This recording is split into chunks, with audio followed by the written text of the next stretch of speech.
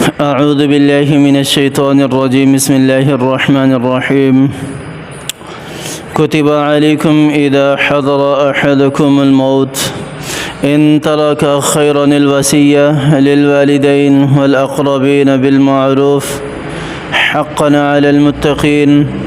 فمن بدله بعدما سمعه فإنما إثمه على الذين يبدلونه إن الله سميع عليم. فمن خاف من موص جنفا أو إثما فأصلح بينهم فلا إثم عليه إن الله غفور رحيم. صدق اللہ العظیم. اللہ تعالیٰ نے سورۃ البقرہ کی اس آیت کے اندر وصیت کے حوالے سے ذکر کیا ہے کہ اگر کسی کو موت کا پتہ چل جائے، موت قریب الموت ہو، یعنی کہ موت کے آثار اس کو نظر آنے لگ جائیں، اگر اس کے پاس مال و دولت ہے، اگر اس کے پاس ملکیت ہے، تو اس کو چاہیے کہ وہ وصیت کرے. یہاں اللہ تعالیٰ نے یہی ارشاد فرمایا، کتب علیکم اذا حضر احدکم الموت. اب آپ سمجھ رہے ہوں گے کہ موت کا پتہ کیسے چلے گا. ایک بندہ ہے، بیماری کے اندر ہے اور ڈاکٹروں نے جواب دے دیا ہے، اب اسے پتہ ہے کہ میرا بچنا مشکل ہے، تو اس وقت وصیت کر دے. اور ویسے بھی موت سے پہلے بندے کو ایسے آثار نظر آ جاتے ہیں جس سے اس کو پتہ چل جاتا ہے کہ بس میرے آخری لمحات ہیں، تو اس وقت وصیت کر دے. یا بڑھاپے کی عمر کو پہنچ گیا ہے، 90 سال کا، 80 سال کا، 100 سال کا، تو ایسی حالت میں اس وقت اسے چاہیے کہ وصیت لکھ دے. تو یہ تو ایک موت کا تو واقعی کسی کو نہیں پتہ، لیکن جیسے ہی آثار موت کے نظر آنے لگ جائیں، جیسے ہی اس قسم کی کوئی چیزیں جو ہیں وہ واضح ہو جائیں، تو اس وقت اس کو چاہیے کہ وہ وصیت کر دے. ان ترک خیرا الوصیہ، اگر اس نے کچھ مال چھوڑا ہے، پھر اگر مال نہیں چھوڑا پھر وہ وصیت نہیں ہوگی. وہ وصیت کس چیز کی کرے گا؟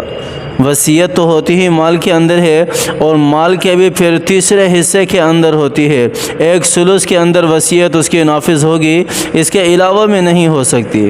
اس کے علاوہ جو ہے وہ مال اس کا نہیں رہتا، وہ مال پھر اس کے وارثوں کا ہو جاتا ہے، اس کے بیٹوں کا ہو جاتا ہے، اس کے والدین کا ہو جاتا ہے، اس کی بیٹیوں کا، اس کی بیوی کا ہو جاتا ہے،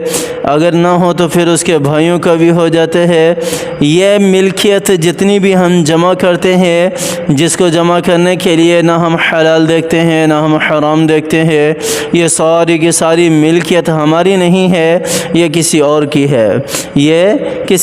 ہے. وصیت صرف تیسرے حصے کے اندر ہو سکتی ہے، وہ بھی ایسی صورت میں کہ وصیت جو ہے وہ کسی غیر کے لیے ہو، ان میں سے نہ ہو جو مال کے اس کے وارث بنتے ہوں. اس سے تو یہ شبہ ہوگا کہ وہ کسی کو نوازنا چاہتا ہے. ہاں، اللہ کے راستے میں خرچ کرنے کو، یا مسجد بنانے کو، یا غریبوں یتیموں میں خرچ کرنے کی وصیت ہو، یا اس کے علاوہ کوئی اور وصیت ہو، پھر اس وصیت کو مانا جائے گا. واللہ اعلم بالصواب. خیرا الوصیۃ للوالدین والاقربین بالمعروف. تو والدین کے لیے یا اپنے قریبی رشتہ داروں کے لیے لازمی ہے کہ وہ وصیت چھوڑ کر جائیں. تو والدین اور اقارب کے لیے معقول طور پر والدین کے لیے وصیت چھوڑ سکتا ہے. قرآن پاک کی آیت کہہ رہی ہے والدین کے لیے اپنے ثلث مال کے اندر وصیت کر سکتے ہیں، اور اسی طرح قریبی رشتہ داروں کے لیے وصیت کر سکتے ہیں. حقا علی المتقین، اور یہ حق ہے متقین کے اوپر. کن کے اوپر؟ متقین کے اوپر، جو خدا کا خوف رکھنے والے ہیں، جو اللہ تعالیٰ سے ڈرنے والے ہیں، ان کے اوپر ضروری ہے یہ وصیت کرنا. فمن بدله بعد ما سمعه فإنما إثمه على الذين يبدلون.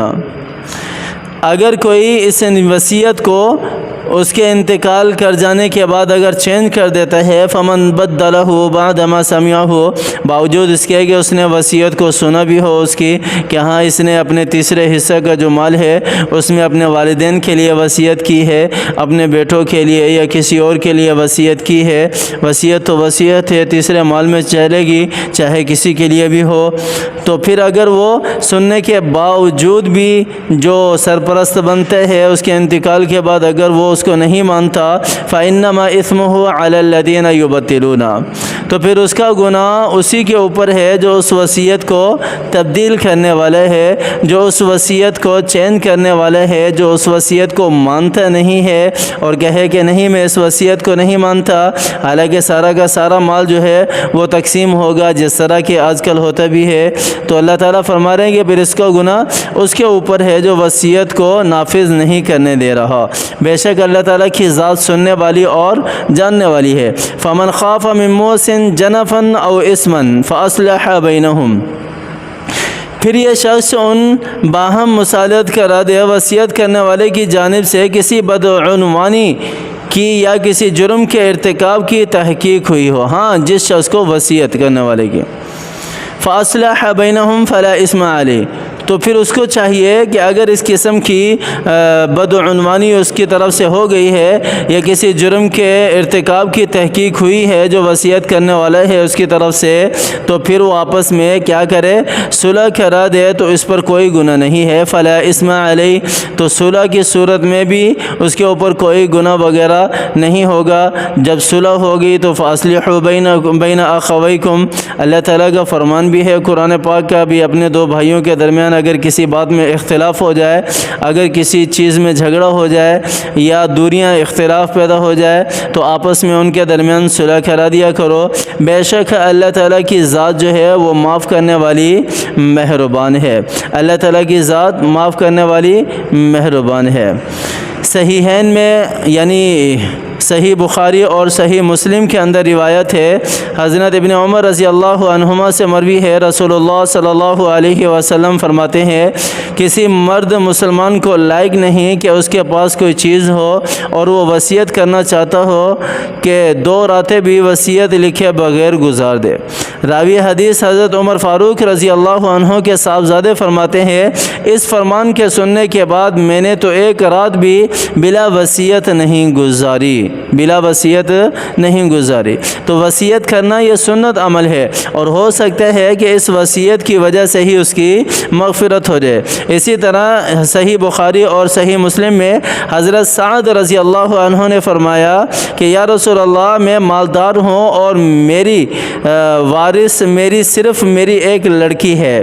تو آپ اجازت دیجئے کہ میں اپنے 2/3 مال کی وصیت کروں۔ آپ صلی اللہ علیہ وسلم نے فرمایا کہ نہیں، کہا آدھے کی اجازت دیجئے، فرمایا نہیں، کہا 1/3 کی اجازت دیجئے، کہا خیر 1/3 مال کی وصیت کرو، گو یہ بھی بہت ہے، تم اپنے پیچھے اپنے وارثوں کو مالدار چھوڑ کر جاؤ، یعنی فقیر نہ چھوڑو، تنگ دست نہ چھوڑو، ایسا نہ ہو کہ سارے کے سارے مال کو وصیت کر دو، بلکہ آپ صلی اللہ علیہ وسلم نے کیا فرمایا 1/3 وصیت کرو، باقی 2/3 مال جو ہے وہ اپنے عزیزوں کے لیے، اپنے جو پیچھے چھوڑ کر جانے والے ہیں ان کے لیے چھوڑ کر جاؤ، تاکہ وہ فقر کو اور تنگ دستی کو نہ پہنچے، ان کے لیے ایک وافر مقدار میں مال ان کے پاس موجود ہو۔ اسی طرح ابن عباس رضی اللہ عنہما فرماتے ہیں کاش کے لوگ 1/3 سے ہٹ کر 1/4 پر آ جائیں، اس لیے کہ حضرت صلی اللہ علیہ وسلم نے 1/3 کی رخصت دیتے ہوئے یہ بھی فرمایا ہے کہ 1/3 بہت ہے، 1/3 بہت ہے، 1/3 سے بھی یعنی کم مال کی 1/4 مال کی جو ہے وہ وصیت کرنی چاہیے۔ ابن عباس رضی اللہ عنہما فرماتے ہیں کہ کاش کے لوگ اس سے بھی نیچے یعنی 1/4 حصے پر آ جائیں۔ 1/3 کی تو آپ صلی اللہ علیہ وسلم نے وصیت کی اجازت دی ہے، لیکن ساتھ میں یہ بھی ارشاد فرمایا کہ یہ بہت ہے، یعنی زیادہ ہے، اس سے بھی کم ہونی چاہیے۔ اللہ تعالی ہمیں سمجھ عطا فرمائے، اللہ تعالی ہمیں بھی مرنے سے پہلے وصیت کرنے کی توفیق عطا فرمائے۔ اللہ تعالی دنیاوی اور اخروی تمام جتنے بھی پریشانیاں ہیں، مصائب ہیں، آلام ہے، ذلت و رسوائی ہے، اللہ تعالی اس سے ہماری حفاظت فرمائے۔ محتاجی اور معذوری سے اللہ کی ذات ہماری حفاظت فرمائے، اور جتنے بھی ہمارے مسلمان ہیں جس پریشانی میں بھی مبتلا ہیں، اللہ تعالی ان کی پریشانیوں کو دور فرمائے، اللہ تعالی انہیں عافیت عافیت والی زندگی دے اللہ تعالیٰ، مجھے بھی اور میرے پیاروں کو بھی عافیت والی زندگی دے اللہ تعالیٰ، ہمیں سمجھ عطا فرمائے اللہ تعالیٰ۔ جتنے بھی مجھ سے گناہ سرزد ہوئے جانے انجانے میں توبہ کرتا ہوں اللہ تعالیٰ کی ذات مجھے بھی معاف کرے، آپ کو بھی معاف کرے اللہ تعالیٰ، ہم سب کے ساتھ خیر والا معاملہ فرمائے، آمین ثم آمین، وآخر دعوانا ان الحمد للہ رب العالمین۔ بھی قرآن پاک پر عمل کیا کریں، قرآن کو پڑھا کریں، قرآن کو سمجھا کریں، کسی اہل اللہ کے ساتھ بیٹھ کر اس کو سمجھنے کی کوشش کریں، خود سے مت سمجھنے کی کوشش کریں، خود سے سمجھنے کی کوشش کرو گے تو ہو سکتا ہے گمراہ بھی ہو جاؤ۔ اللہ تعالی ہمیں سمجھ عطا فرمائے، آمین ثم آمین۔